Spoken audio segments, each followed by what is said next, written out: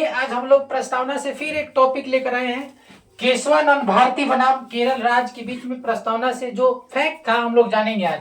तो सबसे पहले केशवानंद भारती बनाम केरल राज्य पूछेगा कि कब आया था, तो 1973 में। अगर बात करें इनके तो दो महत्वपूर्ण बातें निकल कर आई थी। पहला कि प्रस्तावना संविधान का भाग है, प्रस्तावना संविधान का भाग है। एग्जाम में पूछेगा कि केशवानंद भारती बनाम केरल राज्य के बीच जो मत हुआ उसके तहत प्रस्तावना को क्या सूचित किया गया, तो प्रस्तावना को संविधान का अंग बताया गया, यानी संविधान का भाग बताया गया। दूसरा इसमें कहा गया कि प्रस्तावना में संशोधन कर सकते हैं, प्रस्तावना में संशोधन कर सकते हैं। ठीक है, आइए अब थोड़ा सा हम जानते हैं कि प्रस्तावना में हम संशोधन कैसे करते हैं और कब हुआ था और कैसे होता है। ध्यान से देखिए, तो प्रस्तावना में अगर संशोधन करना होगा तो सबसे पहले याद रखिएगा कि प्रस्तावना में संशोधन भारत सरकार कर सकती है, और भारत सरकार सुप्रीम कोर्ट के सलाह कर सकते हैं या राष्ट्रपति के सलाह से नहीं, सांसद के तहत, यानी भारत के जो सांसद होता है उसके तहत जो लोकसभा में और राज्यसभा में पेश होकर वहां से हम संशोधन कर सकते हैं। तो परीक्षा में पूछेगा कि प्रस्तावना को संशोधन कौन कर सकता है, तो भारत के संसद, भारत के संसद। ध्यान से देखिए, प्रस्तावना को संशोधन की बात करें तो अभी तक भारत में एक बार ही मात्र, कई बार एग्जाम में पूछता है कि प्रस्तावना को कितनी बार संशोधन कर दिया गया है, तो कब बार, एक बार। अभी तक एक बार आप कर दिए हैं। ठीक, दूसरा है कि भैया प्रस्तावना को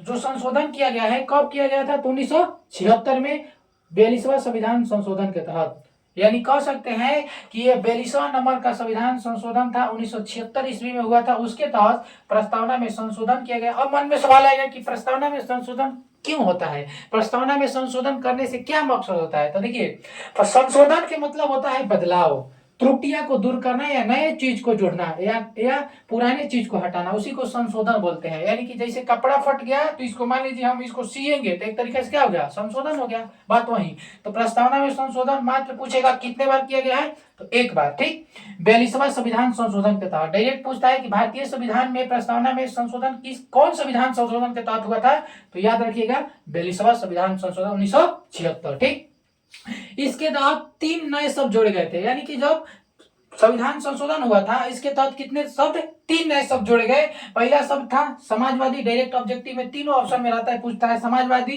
पंथ निरपेक्ष को ही धर्मनिरपेक्ष बोला जाता है, और तीसरा था अखंडता।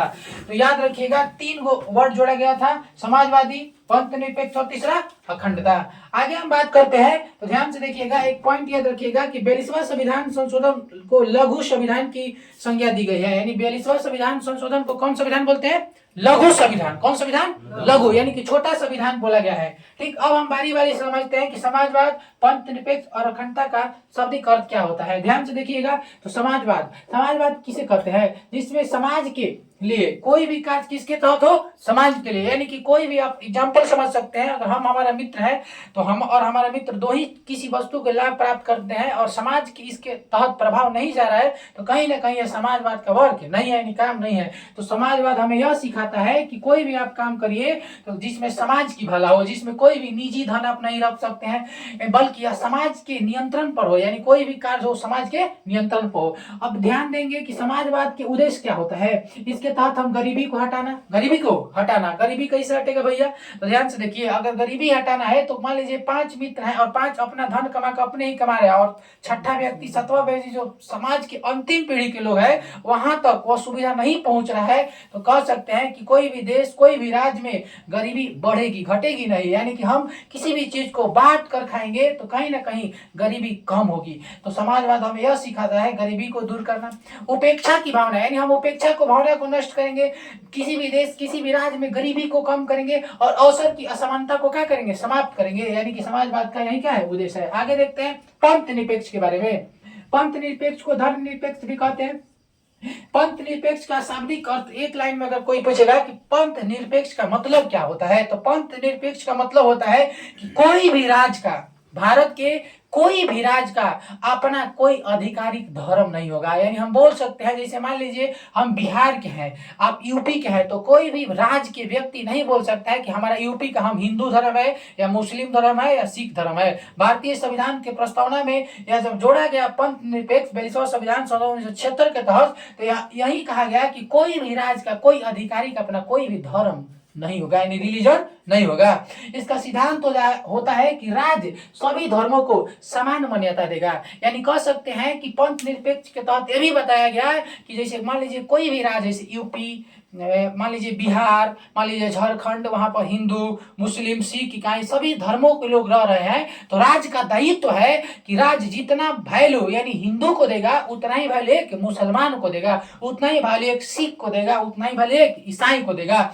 इसके तहत हम बोल सकते हैं कि पंथ निरपेक्ष क्या था, सिद्धांत था। आगे देखते हैं, यह सुरक्षा की भी गारंटी देता है कि यानी देश के या राज्य के किसी भी हर एक लोग को हम सुरक्षा प्रदान करते हैं, यानी चाहे कोई भी धर्म, कोई भी विशेष जाति के व्यक्ति हो, यानी हम धर्म, लिंग और जात के आधार पर किसी व्यक्ति के बीच में भेदभाव नहीं करते हैं, हमें पंथ निरपेक्ष सिखाता है। अखंडता का मतलब होता है जिसे हम तोड़ नहीं सकते हैं, यानी कि किसी भी व्यक्ति को, आप किसी की भावना को, किसी के प्रति हम तोड़ नहीं कर सकते हैं, यही हमें अखंडता सिखाता है, यानी व्यक्ति को जोड़ने की सिखाता है अखंडता। धन्यवाद। अगर वीडियो अच्छा लगे तो लाइक, सब्सक्राइब, कमेंट जरूर करें। धन्यवाद।